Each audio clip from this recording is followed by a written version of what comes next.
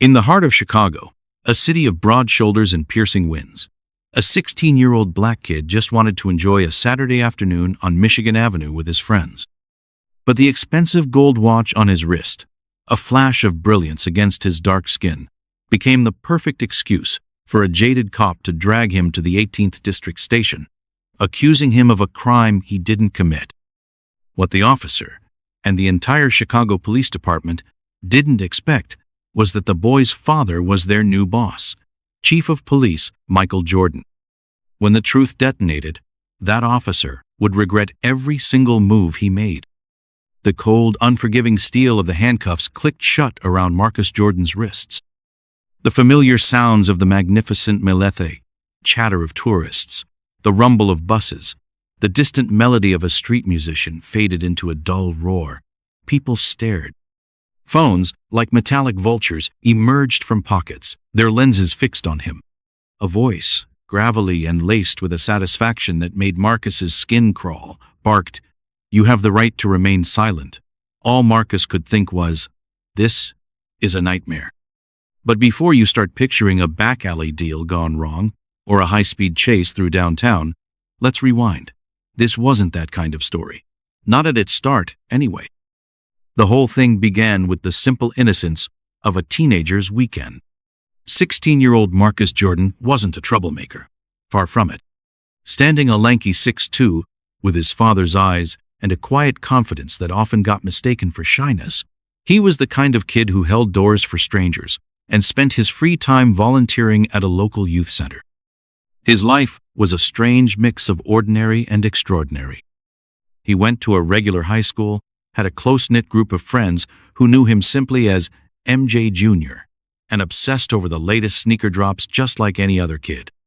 The extraordinary part, the part he rarely talked about, was his father. To the world, he was Michael Jordan, the basketball god, the global icon.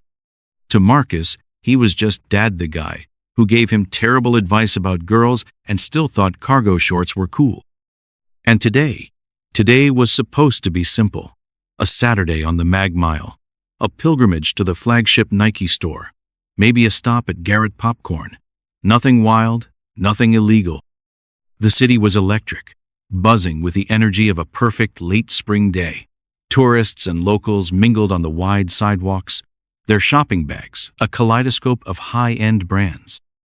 Marcus and his two best friends, Jamal and Kevin, were just part of the flow. Three teenagers laughing, their voices swallowed by the urban symphony.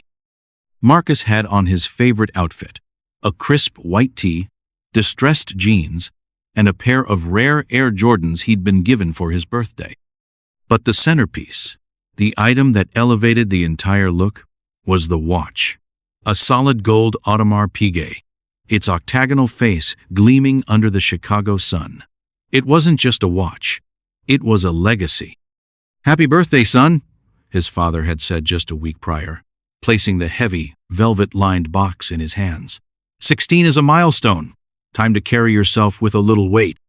Marcus remembered the feeling of the cool, heavy gold against his skin. "Dad, this is too much. This costs more than a car." Michael had just smiled that famous, competitive smile. "I didn't get to be Michael Jordan by thinking small. Wear it in good health. It's more than a watch. It's a responsibility." So, yeah, Marcus felt good today. He felt grown. The watch was a conversation piece, a subtle nod to a life most people could only dream of. His friends gassed him up, their playful envy a familiar tune. They moved from store to store, a tight-knit unit of youthful energy, trying on clothes they couldn't afford and debating the GOAT status of various rappers. Just kids being kids. They eventually spilled out of the Nike store, high on the smell of new leather and the shared joy of their friendship. They were laughing about a ridiculous meme Kevin had shown them, the sound bright and carefree. Marcus, feeling the satisfying weight on his wrist, adjusted the golden watch. It was a gesture of pride, not arrogance. And that's when the trouble arrived, silent and menacing. It didn't come with screeching tires or flashing lights. It came in the form of a man, Officer Miller.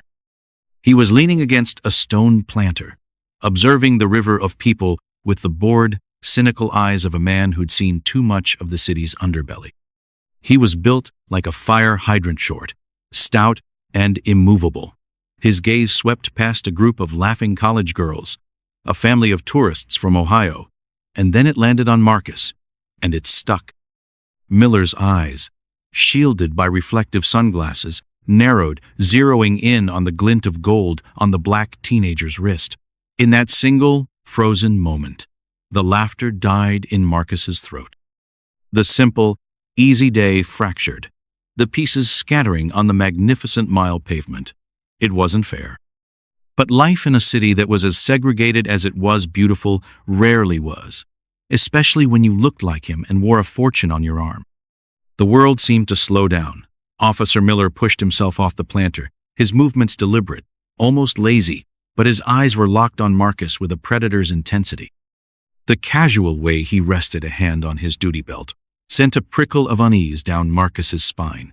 Jamal and Kevin fell silent, their easy laughter evaporating into the spring air. They'd been through this before, the sudden shift in atmosphere, the invisible weight that descended whenever a police officer looked at them for a second too long. "That's a nice watch you got there, son." Miller's voice was a low rumble, each word coated in a thick layer of skepticism. He didn't move closer, just let the question hang in the air like a challenge. Marcus's mouth went dry.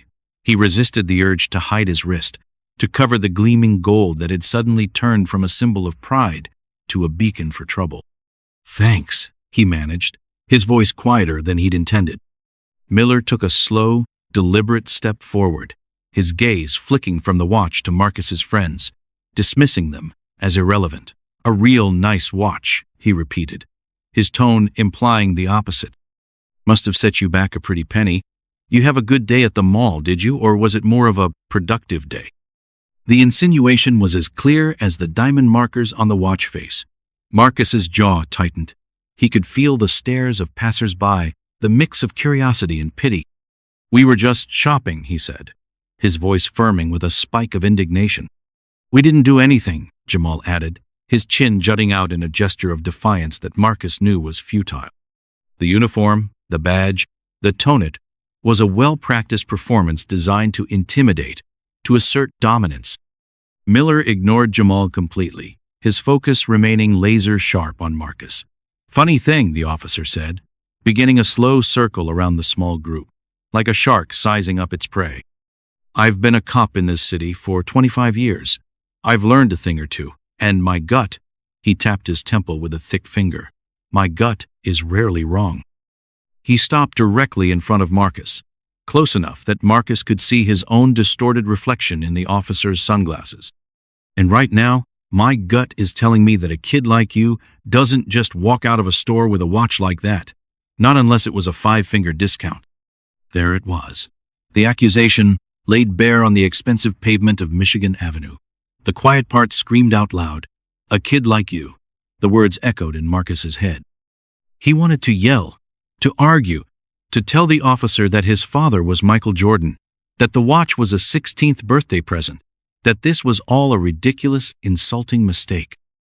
But he knew, with a certainty that chilled him to the bone, that dropping his father's name would sound like a desperate lie, a fantasy cooked up by a cornered kid. It would only make things worse. Instead, he did what his father had always taught him to do in situations like this. Stay calm, be respectful, show them you have nothing to hide. He slowly reached into his back pocket and pulled out his wallet. His school ID was visible through the clear plastic window, his smiling, 16-year-old face, a stark contrast to the tense reality of the moment. Miller snatched the wallet from his hand, his movements unnecessarily rough. He glanced at the ID, his lip curling into a sneer. "Marcus Jordan," he read aloud, the name apparently meaning nothing to him. 16 years old, high school kid. He tapped the wallet against his palm, a rhythmic, intimidating beat. "High school kids these days, walking around with watches worth more than my car. You must be a real prodigy." Marcus opened his mouth to explain, to tell him about the gift, about his father, but the words were cut off before they could form. "Turn around." The command was flat, absolute. "What?" The word escaped Marcus's lips, a mix of disbelief and rising panic.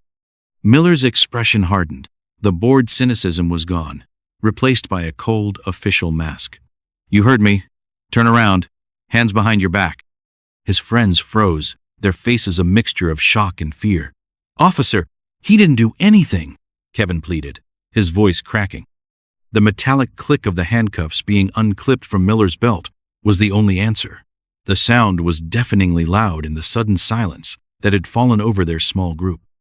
Marcus's chest tightened, his breath catching in his throat. He could feel the burn of humiliation as he complied, turning his back to the officer, to the crowd, to the city. The handcuffs bit into his wrists, cold and tight. A jolt of hot anger shot through him, followed by a wave of disbelief so profound it made him feel dizzy. He squeezed his eyes shut, fighting back the sting of tears. He would not cry. He would not give this man that satisfaction. "You have the right to remain silent," Miller recited, his voice a monotone drone as he pushed Marcus toward the street. "Anything you say can and will be used against you in a court of law." The walk to the curb, where a marked police cruiser had materialized as if out of thin air, felt like a mile-long walk of shame. Every eye on the street was on him. He could hear the murmurs, the whispers. He could feel their judgment. Black kid, gold watch, handcuffs. Of course. The equation was simple, and in their eyes, the answer was obvious.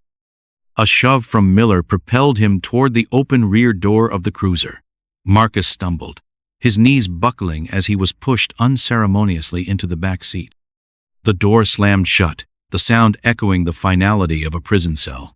The world outside was suddenly muted, distorted through the thick, barred window. He saw his own reflection, a scared kid with his father's eyes, trying desperately to look brave, and there, on his cuffed wrist, the gold watch gleamed, a cruel and beautiful mockery. It no longer felt like a responsibility. It felt like a target. The car dipped as Miller settled into the driver's seat. The engine rumbled to life. As the cruiser pulled away from the curb, leaving his stunned friends and the magnificent mile behind, Marcus leaned his head back against the hard plastic seat. The shame was a physical weight, pressing down on his chest, not because he had done anything wrong, but because he knew, with the weary certainty of generations, how this looked. 16, black, cuffed, and accused. In a city run by 1,000 invisible rules, he had broken the most obvious one. He closed his eyes, the image of his father's proud smile as he gave him the watch flashing in his mind. There was only one person who could fix this now. And that person, the newly appointed chief of the Chicago Police Department, was probably in a budget meeting, completely unaware that his son was being transported to the 18th District Station like a common thief. "Dad," Marcus whispered to the empty back seat, his voice thick with a despair he hadn't felt since he was a small child. "Please, Dad." The holding cell at the 18th District Station smelled of stale sweat, disinfectant, and despair. The air was thick and heavy, clinging to Marcus's skin. He sat on a cold concrete bench, the silence of the small room broken only by the distant clang of a metal door and the low hum of the fluorescent lights overhead. The handcuffs were gone, but the raw, red marks on his wrists were a burning reminder of the humiliation he'd endured on Michigan Avenue. It had been over an hour of being fingerprinted, photographed, and treated with a detached contempt that was somehow worse than outright anger. Officer Miller had paraded him through the station, a triumphant look on his face, as if he'd just taken a major kingpin off the streets. "Got a live one here," he'd announced to the front desk sergeant. "Walking the mag mile with a $50,000 watch. Claims his name is Jordan." He'd chuckled then, a dry, humorless sound. "Yeah, and I'm Scottie Pippen." Marcus had been allowed one phone call. His hands had trembled as he dialed the number he knew by heart, his father's private cell. It went to voicemail. Of course, it did. His dad was in meetings all day. He'd left a message, his voice cracking despite his best efforts to sound calm. "Dad, it's Marcus. I'm at the 18th District Station. There's been a mistake. Please call me back." Now, all he could do was wait. He stared at the gray cinder block walls, covered in faded graffiti, and the ghosts of 1,000 other miserable stories. He felt a knot of cold fear tighten in his stomach. What if his dad didn't get the message? What if he was stuck here all night? The thought of spending a night in this place, of becoming another statistic, was terrifying. He thought about his father's new job, Michael Jordan, chief of police. It had been a shock to everyone, a move no one saw coming. After years of philanthropy and business ventures, his dad had wanted a different kind of challenge. The city gave me everything, he'd told the press. It's time I gave back in a way that matters, a way that changes the game from the inside. Marcus had been proud, but also wary. He knew what this city could be like. He knew the history between the police and the black community was a long, bloody one. He never imagined he'd be caught in the middle of it like this. The cell door screeched open, startling him. A young female officer stood in the doorway. She had a kind face, and her eyes held a flicker of something that looked like sympathy. "You okay, kid?" she asked, her voice soft. Marcus just shrugged, unable to find the words. "Your dad, is he really?" She trailed off, not wanting to say the name. Marcus nodded. "Yeah." The officer's expression shifted. She looked down the hallway, then back at him. "Listen," she whispered, stepping closer. "Miller's a real piece of work. He's been on a tear lately. Just hang tight." Your call went through. She gave him a small, reassuring nod before closing the door, the lock clicking back into place with a deafening finality. Her words were a small comfort, but the fear remained, a cold companion in the desolate cell. He replayed the arrest in his mind, the smug look on Miller's face, the stares of the crowd.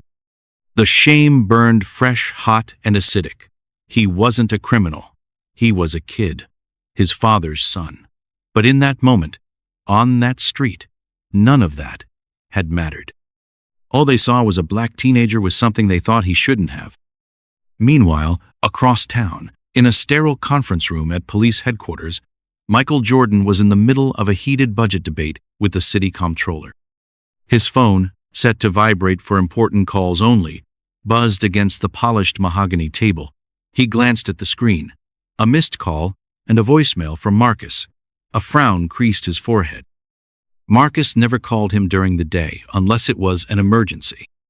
Excusing himself from the meeting, he stepped into the hallway and played the message. The sound of his son's strained, cracking voice sent a jolt of ice through his veins. "Dad, it's Marcus. I'm at the 18th District Station. There's been a mistake." The world narrowed to the sound of his son's fear. The budget meeting, the comptroller, the endless stacks of paperwork, it all vanished. He felt a surge of adrenaline, the same focused, cold-fire intensity that had carried him through 1,000 fourth-quarter battles.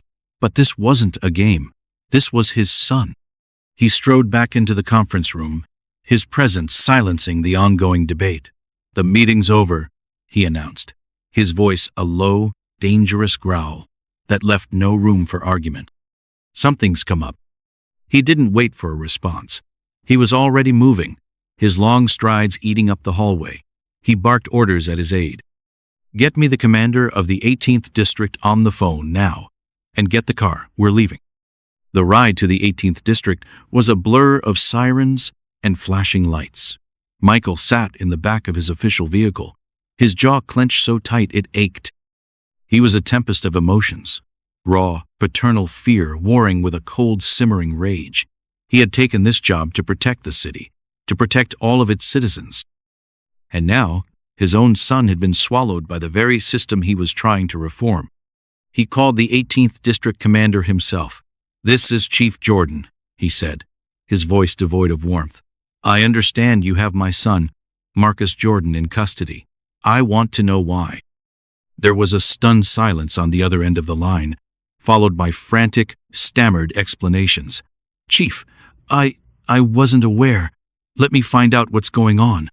"You have 60 seconds, Michael said, before hanging up.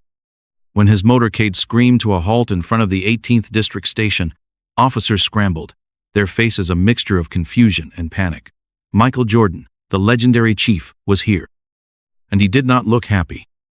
He stormed into the station, his 6'6" frame filling the doorway, his presence sucking all the air out of the room. The usual chaotic energy of the precinct phones ringing, officers shouting, civilians complaining died instantly.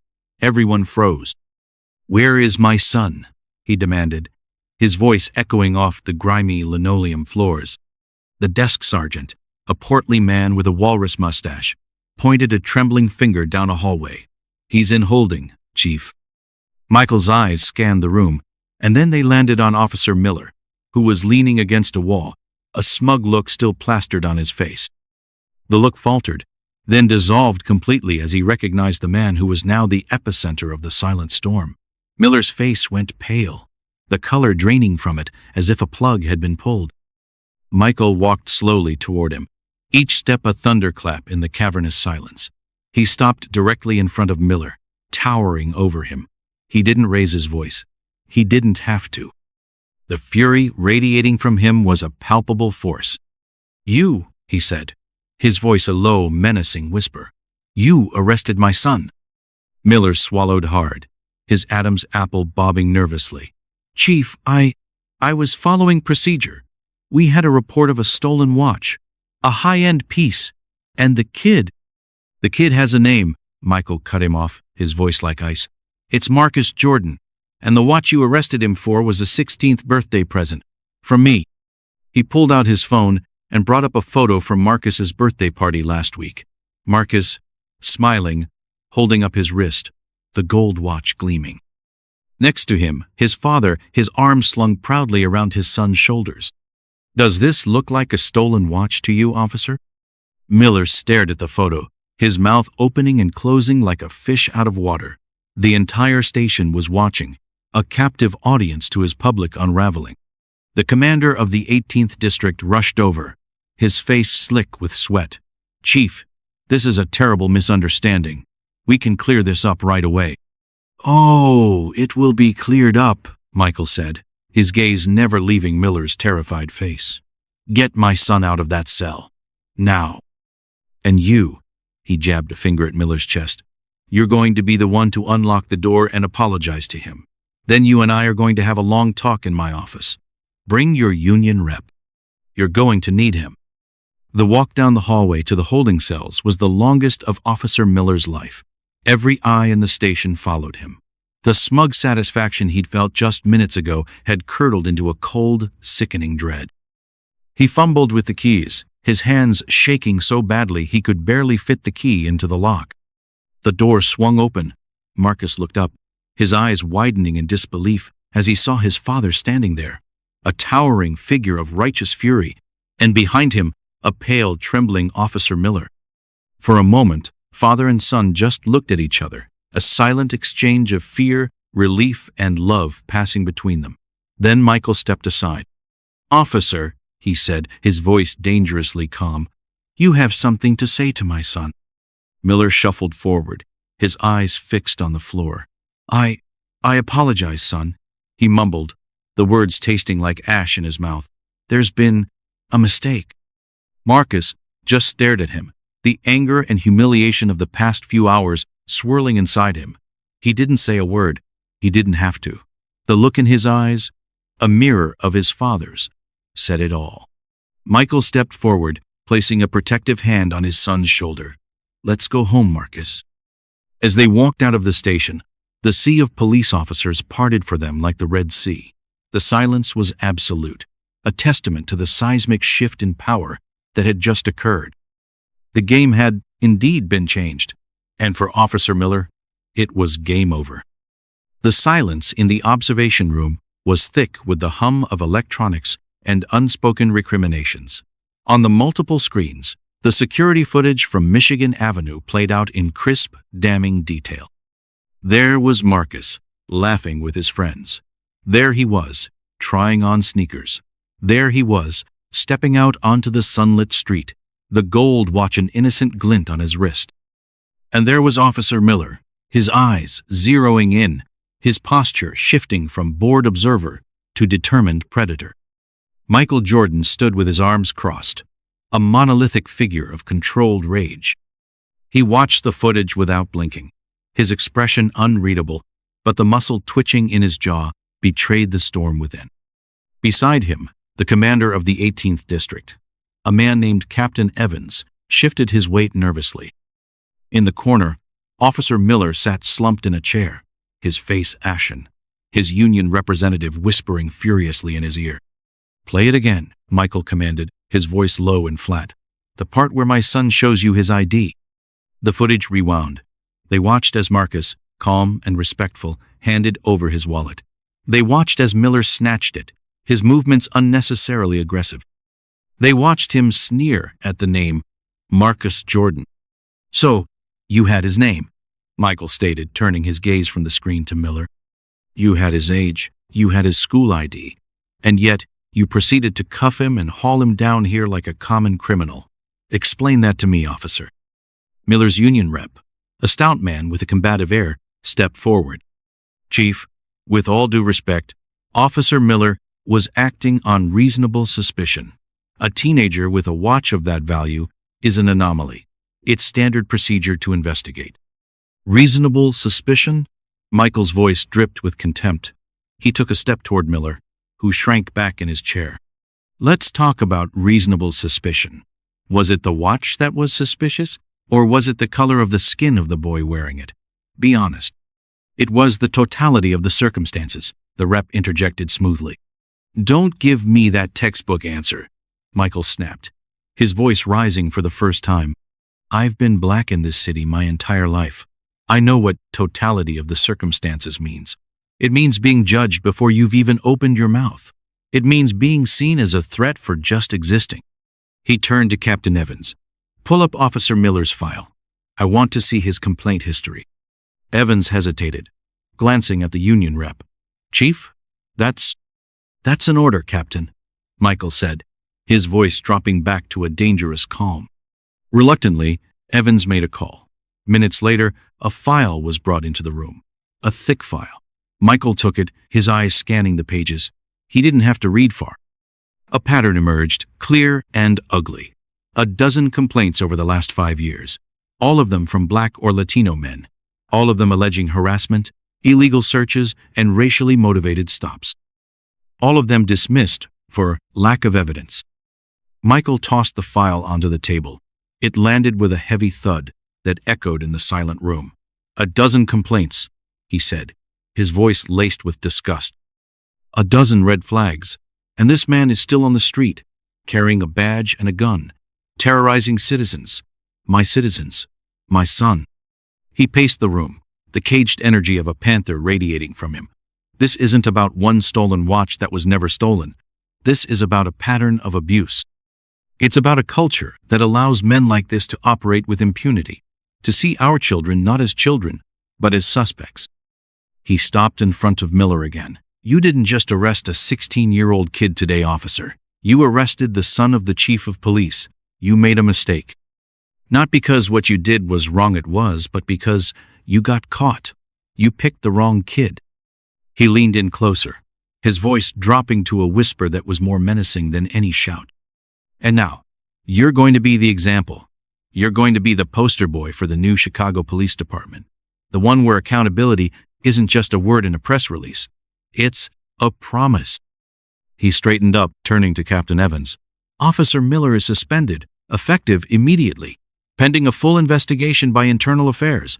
And I want that investigation to be thorough. I want every one of these prior complaints reopened. I want every officer who signed off on dismissing them questioned. I want this rot cut out from the root." The union rep sputtered. "Chief, you can't. This is a violation of—" "I can, and I will," Michael said, his authority absolute. "This is my department now, and the rules have changed." He turned and walked toward the door, pausing with his hand on the knob. He looked back at the stunned men in the room. "This isn't just about my son. This is about every son, every daughter, who has ever been made to feel like a criminal in their own city. Today, it stops." He walked out, leaving a stunned silence in his wake. He found Marcus waiting for him in the captain's office, looking small and lost in the oversized leather chair. The anger drained out of Michael, replaced by a wave of paternal love and pain. He sat down opposite his son, the weight of the day, of the job, of a lifetime of fighting these battles, settling on his shoulders. "You okay?" he asked, his voice softer than anyone had heard it all day. Marcus nodded, but his eyes were glistening. "I was so scared, Dad." "I know," Michael said, his own throat tight. "I know." They sat in silence for a long moment, the bond between them a tangible thing in the quiet office. "Dad," Marcus said finally, his voice barely a whisper, What if you weren't you? What if you weren't the chief?" Michael met his son's gaze, the raw, honest question hanging between them. He didn't offer easy platitudes or false comfort. He gave him the truth. "Then you'd probably still be in that cell, son," he said, his voice heavy with a pain that no championship ring could ever erase. "And that's why I took this job, so that one day, no father has to answer that question." He reached across the desk and put his hand on his son's. "Let's go home." As they walked out of the 18th District Station, past the gawking officers and into the flashing lights of their waiting car, the gold watch on Marcus's wrist caught the light. It wasn't just a watch anymore. It was a symbol of a battle won, but a stark, gleaming reminder of a war that was far from over. The ride home was a cocoon of quiet, a stark contrast to the frantic, siren-blaring journey to the station. The city lights of Chicago painted fleeting streaks across the tinted windows of the SUV, but neither Michael nor Marcus seemed to notice. They were wrapped in a shared silence, heavy with the unspoken emotions of the day. Marcus stared out at the blur of the city, his reflection, a ghostly image on the glass. The raw, red marks on his wrists had faded to a dull ache, but the memory of the cold steel and the public humiliation was still a fresh wound. Michael sat beside him, his long frame tense, his hands resting on his knees. The fury that had propelled him through the afternoon had subsided, leaving behind a deep, weary sorrow. He had faced down opponents on the court his entire life, but this was a different kind of fight, an insidious opponent that couldn't be beaten with a jump shot or a defensive stop. It was a fight against shadows, against history, against the poison of prejudice that ran deep in the city's veins. He glanced at his son, at the young man who was supposed to be worried about homework and high school basketball games, not about being profiled and arrested. He saw the toll the day had taken, the slump of his shoulders, and the haunted look in his eyes. The guilt was a sharp, unexpected pang. He had taken this job to protect people, and he hadn't been able to protect his own son. "I'm sorry, Marcus," he said, his voice a low rumble in the quiet car. Marcus turned from the window, his brow furrowed in confusion. "Sorry for what? Dad, you saved me." "I shouldn't have had to," Michael replied, his voice rough with emotion. "This never should have happened. I put you in this position. This watch," he gestured toward Marcus's wrist. "Maybe it was too much, too soon." "It wasn't the watch, Dad," Marcus said, his voice gaining a strength that surprised them both. "It was him. He decided who I was before I even said a word. The watch was just his excuse." Michael looked at his son, a swell of pride cutting through the sorrow. He was right. It wasn't about the watch. It was about the narrative, the one that had been written for young black men long before they were even born. "You're right," Michael conceded, a faint, bitter smile touching his lips. "You're absolutely right." They drove the rest of the way in a more comfortable silence, the chasm of the day's trauma slowly being bridged by their shared understanding. When they pulled into the driveway of their home, the familiar sight of the house, a sanctuary of privacy and peace, was a welcome relief. Inside, the house was quiet and still. Michael's wife, Juanita, rushed to meet them, her face etched with worry. She had heard the news through the frantic grapevine of police spouses and had been pacing for hours. She enveloped Marcus in a fierce hug, holding him as if to physically shield him from the world's ugliness. "Are you okay, baby?" she whispered, her hand stroking his hair. "I'm okay, Mom," he said, his voice muffled in her shoulder. Over a late, hastily prepared dinner, they talked. Marcus recounted the entire ordeal, from the casual start of his day to the cold finality of the handcuffs. Michael filled in the details of the confrontation at the station, his voice hardening as he spoke of Officer Miller's complaint history and the systemic failures that had allowed him to remain on the force. "He's suspended," Michael said, setting his fork down. And Internal Affairs is launching a full investigation, not just into him, but into the entire district's handling of these kinds of complaints. Will it change anything? Juanita asked, her voice skeptical. She had lived in this city, at Michael's side, long enough to be cynical about the prospects of real change. It has to, Michael said, his gaze intense. I'm going to make sure of it. Miller is just a symptom. The disease is the culture of impunity. We have to root it out. We have to make it clear that this kind of behavior will not be tolerated. Not anymore. Later that evening, after Juanita had gone to bed, Michael found Marcus in the home gym, listlessly shooting baskets. The rhythmic thud of the ball against the hardwood was a familiar, comforting sound, a sound that had been the soundtrack to Marcus's entire childhood. Michael didn't say anything at first, just watched his son move through the familiar motions, his form a perfect echo of his own. He could see the tension in Marcus's shoulders, the way his shots lacked their usual fluid grace. You know, Michael said, leaning against the doorframe, the first time I faced real, ugly racism, I was about your age. We were at a tournament in North Carolina. Some fans were yelling things from the stands, things I won't repeat. It was the first time I realized that to some people, it didn't matter how well I could play. All they saw was my skin. Marcus stopped shooting, holding the ball in his hands. What did you do? I got angry, Michael admitted. I wanted to go up there and fight them, but my coach, Coach Smith, he pulled me aside. He said, Michael, don't ever let their hate get inside you. You beat them on the court. You be so good they can't ignore you. You make your success the loudest thing in the room. He walked over and took the ball from Marcus. I've lived by that my whole life. I tried to make my game, my work ethic, my championships speak for me. I thought if I could be the best, if I could be Michael Jordan, maybe I could transcend it. Maybe I could break the rules. He looked at his son, his eyes filled with a profound sadness. But today I realized that you can't ever really transcend it. The rules are still there, and they're different for us. I'm the chief of police, and my son still gets arrested for wearing a watch I bought him. He bounced the ball once, the sound sharp in the quiet gym. I took this job because I was tired of playing by their rules. I wanted to rewrite the rule book. It's not going to be easy, and it's not going to be fast. There are a lot of Millers out there. He passed the ball back to Marcus. What you went through today, it was a nightmare. And I am so sorry. But you were strong. You were smart. You handled yourself with a grace that I'm not sure I would have had at your age. Marcus looked down at the ball, then back at his father. I just kept thinking about what you always told me. Stay calm. Be respectful. You did, Michael said, a proud smile finally breaking through the sadness. You did everything right. The system did everything wrong. And now, it's my job to fix it.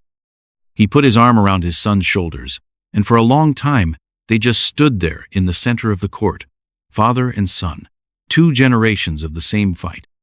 The world outside was already buzzing with the news. Phones were ringing, reporters were scrambling, and the story of the racist cop who arrested Michael Jordan's son was about to explode. But in the quiet of their home, all that mattered was the shared understanding that the game had changed, and the fight for a new set of rules had just begun. The story broke just before the 10 o'clock news. It spread like wildfire, a furious blaze fueled by the high-octane combination of celebrity, race, and police misconduct. By morning, it was the #1 headline in the country, the lead story on every news channel, the top trending topic on every social media platform. The city of Chicago, and indeed the nation, was buzzing with the explosive revelation. A decorated police officer had arrested the 16-year-old son of the city's new, legendary chief of police, Michael Jordan, for wearing a gold watch his father had given him. The public reaction was a maelstrom of outrage, debate, and deeply divided opinion. For many, particularly in the Black community, the incident was a painful but unsurprising affirmation of a reality they lived with every day. It was a textbook case of racial profiling, a stark example of how a young Black man's success and possessions are often viewed not with admiration, but with suspicion. The fact that it had happened to the son of Michael Jordan, a man who had reached the zenith of American celebrity, only underscored the insidiousness of the problem. If it could happen to Marcus Jordan on the Magnificent Mile, it could happen to any black child anywhere. On the other side, a vocal minority defended Officer Miller. They flooded talk radio shows and online forums with arguments about standard police procedure and the dangers of inner-city crime. They painted Miller as a victim of political correctness, a good cop being thrown to the wolves to appease a celebrity chief. The gold watch became a symbol of everything they resented: unearned privilege, a departure from traditional values, a world they no longer understood. For Michael Jordan, the public storm was both a burden and an opportunity. He had spent his entire career carefully curating his public image, staying above the political fray, letting his game do the talking. Now, he was at the center of the most volatile political issue in the country. He knew that every move he made, every word he spoke, would be scrutinized, analyzed, and weaponized by both sides. He held a press conference the following day. The room was packed, a sea of cameras and reporters hanging on his every word. He walked to the podium, not as the high-flying basketball icon, but as the city's top cop, and more importantly, as a father. He was calm, measured, and direct. "Yesterday, my son was a victim of racial profiling," he began, his voice steady and strong. "He was arrested not because of any crime he committed, but because of the color of his skin and the assumptions that were made about him. This incident is not an anomaly. It is a symptom of a deeper problem, a problem that has plagued this city and this country for far too long." He didn't just talk about his son, he talked about the other sons and daughters, the ones whose fathers weren't the chief of police. He held up Officer Miller's file, the list of prior complaints, a testament to a system that had failed its citizens. "Officer Miller is not just one bad apple," he declared, his voice ringing with conviction. "He is the product of a culture that has for too long tolerated and even protected officers who abuse their power. That culture ends today. We are launching a full, independent investigation into the 18th District. We are reviewing every complaint of racial profiling from the last 10 years. And we are implementing a new, mandatory training program for every officer in this city on implicit bias and de-escalation." He concluded with a message that was both a promise and a warning. "To the good officers of the CPD, and I know you are the vast majority, I say, I have your back. But to those who would tarnish the badge with their prejudice and their hate, I say, your time is up. This is a new day for the Chicago Police Department. We will be a force for justice, for all of our citizens. We will protect and serve, not harass and intimidate. And we will not rest until every child in this city can walk the streets without fear." The press conference was a watershed moment. It sent shockwaves through the city's political establishment and the police union, who accused him of a rush to judgment. But for the citizens of Chicago, especially those in long-neglected communities, it was a beacon of hope. The chief was one of them. He understood their pain, and he was willing to fight for them. In the days that followed, the story continued to evolve. The media dug into Officer Miller's past, unearthing more stories of harassment and abuse. The other complainants from his file, previously ignored, were now given a platform to share their experiences. A movement began to grow, a citywide call for police reform, with Michael Jordan as its reluctant but powerful figurehead.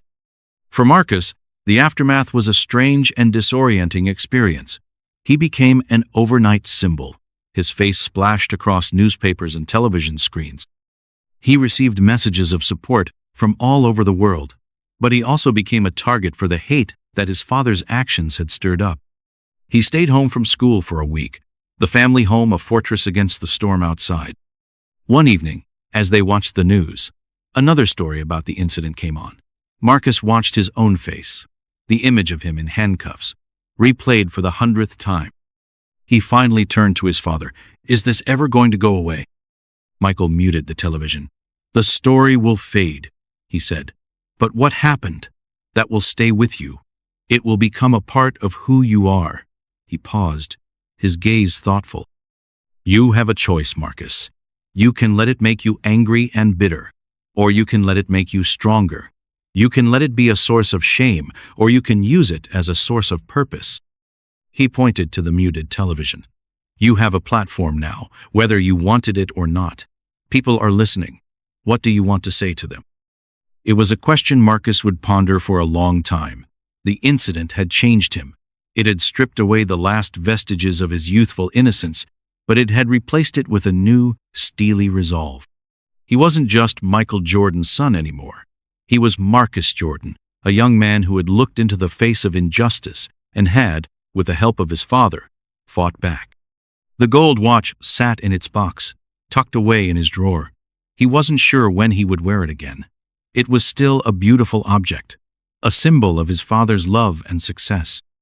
But now, it was also a reminder of a lesson learned on a sunlit Chicago street, that in America, some things are worth more than gold, and the fight for them is never truly over. The weight on his wrist had been temporary, but the weight of that knowledge he knew he would carry for the rest of his life.